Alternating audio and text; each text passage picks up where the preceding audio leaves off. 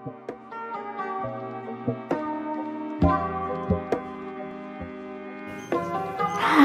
kami dari Magister Perencanaan Wilayah dan Kota Universitas Diponegoro. Pada kesempatan kali ini, kami akan memaparkan mengenai Kota Cirebon ramah lansia yang produktif.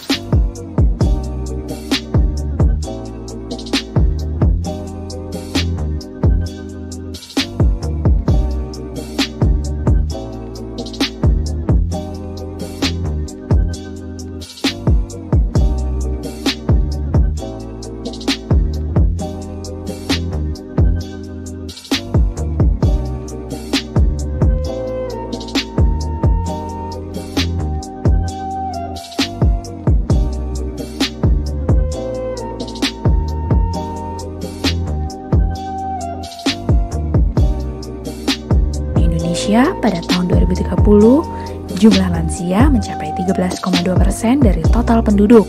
Angka ini meningkat lebih dari 50% pada 15 tahun terakhir. Keistimewaan Kota Cirebon yakni menempati posisi yang strategis di jalur Pantura Pulau Jawa. Cirebon juga berkembang menjadi pusat pertumbuhan aglomerasi Ciayu Majakuning. Lalu apa implikasi tingginya angka ketergantungan? Di saat terjadi peningkatan angka ketergantungan yang belum diantisipasi, maka akan disertai kenaikan pengeluaran pemerintah yang akan berakibat melambatnya pertumbuhan ekonomi.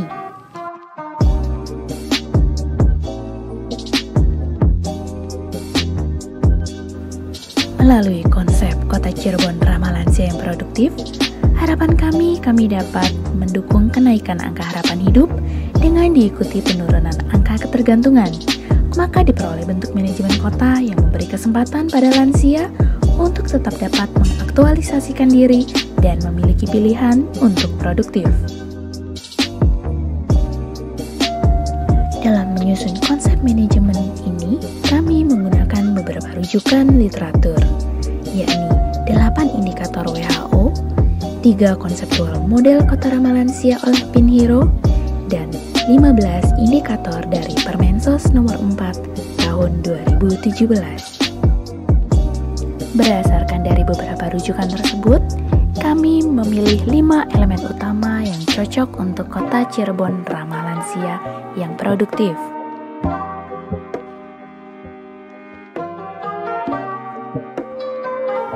Metodologi dalam pengumpulan data melalui survei lapangan, wawancara dengan instansi, dan kuesioner 15 responden lansia secara acak. Untuk itu diperlukan dukungan data resmi pemerintah, hasil penelitian artikel jurnal, dan lain sebagainya.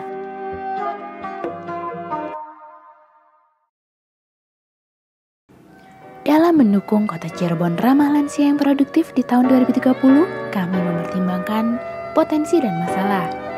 Dengan mengangkat isu strategis dukungan pemerintah kota dalam mengantisipasi aging city di masa depan, kesempatan kerja bagi lansia, layanan kesehatan tanggap lansia, kami mendorong sektor wisata sejarah dan budaya, jasa pendukung pariwisata, wirausaha, atau home-based enterprise. Proporsi penduduk lansia mencapai 7,7% dari total penduduk di Cirebon. 39% diantaranya merupakan kelompok usia 60 hingga 64 tahun yang mana kelompok tersebut masih sangat berpotensi untuk produktif. Jika diproyeksikan pada tahun 2030, jumlah lansia mencapai 84.936 jiwa. 7.621 jiwa diantaranya berada pada wilayah mikro kami. Menurut responden kami, ada 2 elemen kota ramah lansia yang penting, yakni dukungan masyarakat dan pelayanan kesehatan, serta perumahan. 2 hal tersebut merupakan elemen yang menyamankan dan mengamankan keberlanjutan hidup lansia.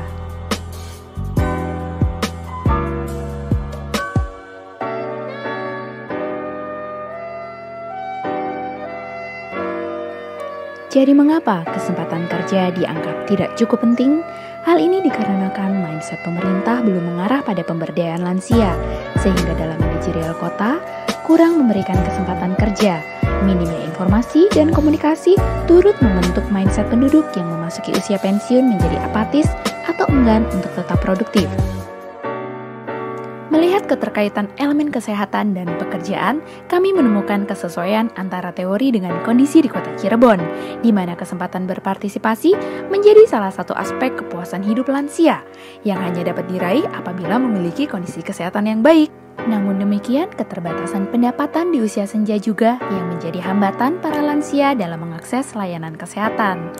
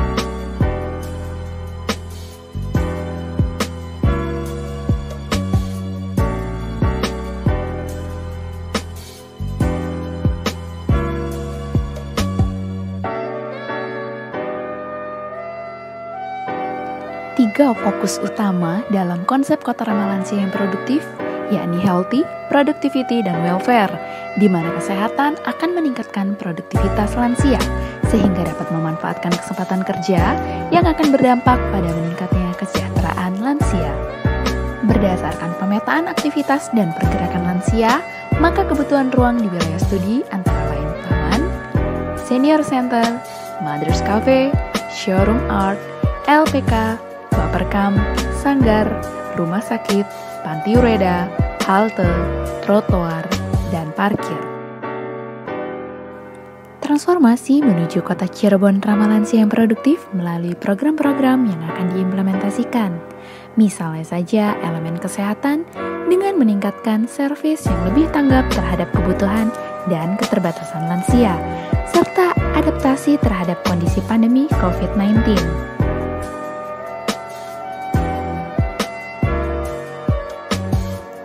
Untuk elemen pekerjaan, adanya dukungan kebijakan pemerintah, kemitraan dengan pengusaha untuk memacu kemampuan socio-entrepreneurship maupun pengembangan ekonomi kreatif dengan mendorong potensi sumber daya lokal, diharapkan mampu meningkatkan produktivitas penduduk usia lansia. Pemerintah juga berupaya dalam memenuhi kebutuhan ruang publik terkait kebutuhan interaksi sosial, serta kesejahteraan dan keberlanjutan perumahan dan kenyamanan dalam transportasi.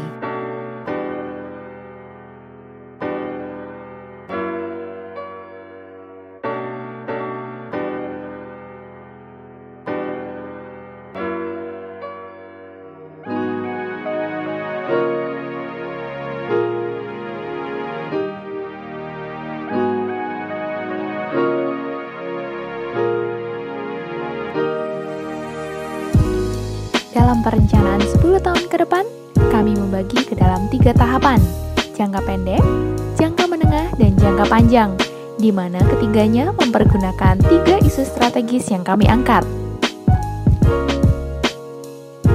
Pada tahun pertama perencanaan, kami memiliki 9 rencana kegiatan prioritas.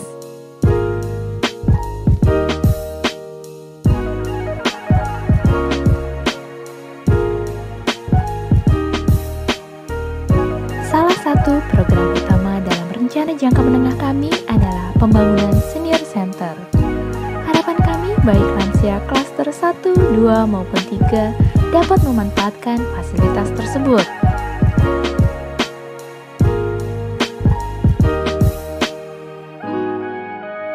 Dilihat dari kebutuhan pembiayaan serta kemampuan Kota Cirebon, program 10 tahun ke depan sangatlah visible atau 1,17% dari total belanja per tahun. Demikian konsep manajemen pembangunan Kota Cirebon ramah lansia yang produktif. Semoga dapat mewujudkan sebuah kota yang mendukung aktivitas lansia agar lebih produktif, mandiri, dan bahagia. Kami sepakat setiap orang memiliki tujuan dan misi penciptaannya. Semoga kedepannya lansia lebih diperhatikan serta memiliki kesempatan untuk menjalani hidupnya dengan baik. Terima kasih.